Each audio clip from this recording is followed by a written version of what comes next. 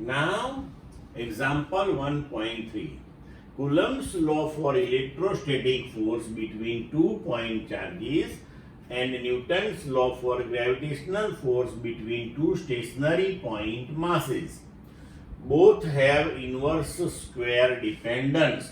मतलब both the forces proportional to 1 upon r square on the distance between the charges or masses.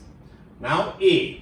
Compare the strength of these forces by determining the ratio of their magnitudes.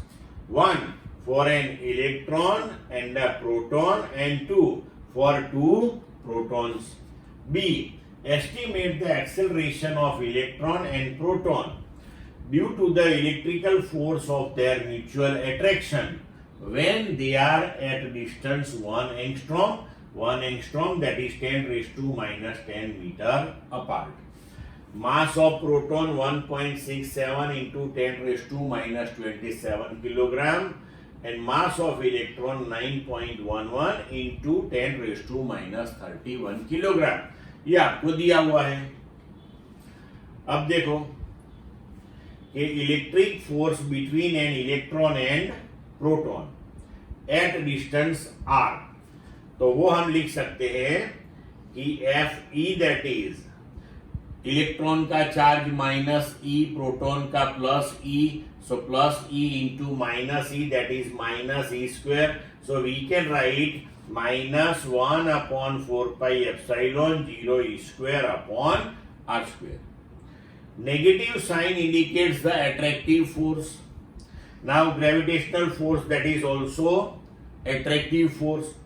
So we can write gravitational force, that is minus g mp me upon r square, where mp that is mass of proton, me that is mass of electron. Now Fe upon Fg, इसकी strength हमें compare करनी है. इसका मतलब कि दोनों का ratio ले लेते हैं. तो ये r स्क्वायर कैंसल हो जाएगा. तो E square upon 4 pi epsilon 0 G MP ME.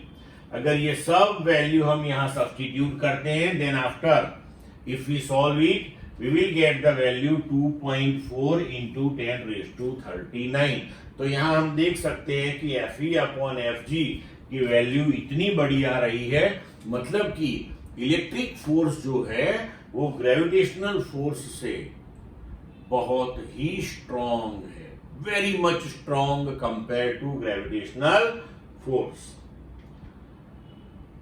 Now the ratio of the magnitude of electric force to the gravitational force between two protons at a distance r. हमने पहले लिया between proton and electron, अब लेना है between two protons. So same thing हो गई. Fe upon Fg e square 4 pi epsilon g. अब आगे क्वेश्चन में हमने MEMP लिया था, क्योंकि वहां हमने strength between electron and proton calculate की थी. यहां हमें बिटवीन प्रोटॉन लेनी है, तो यहां दोनों मास प्रोटॉन का लिया. Again if we substitute the values, then we will get the answer 1.3 into 10 raised to 36. Clear बच्चों?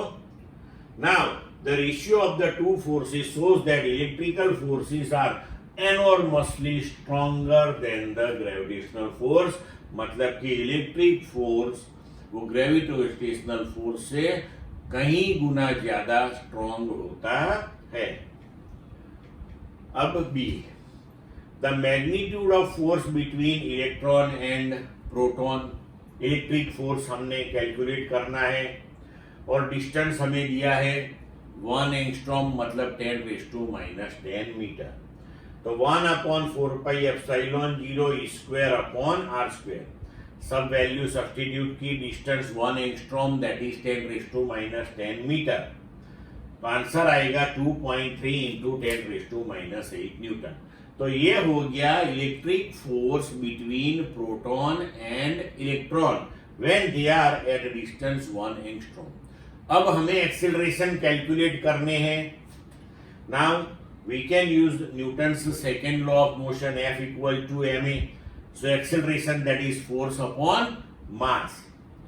तो अभी under the effect of this force, ये जो फोर्स हमने कैलकुलेट किया उसकी अंडर इफेक्ट इलेक्ट्रॉन में कितना एक्सेलरेशन जनरेट होगा और प्रोटॉन में कितना होगा ये कैलकुलेट करते हैं. So acceleration of electron, that is force upon mass of electron. Force हमने कैलकुलेट किया, मास ऑफ इलेक्ट्रॉन दिया हुआ है. सो आंसर आएगा 2.5 into 10⁻22 मीटर पर second square. Similarly, we can calculate acceleration of the proton, that is AP, that is force upon mass of proton लेना पड़ेगा. So force we calculated here, mass of proton that is given to you. Solve it, you will get the answer 1.4 into 10⁻19 meter per second square. Clear बच्चों?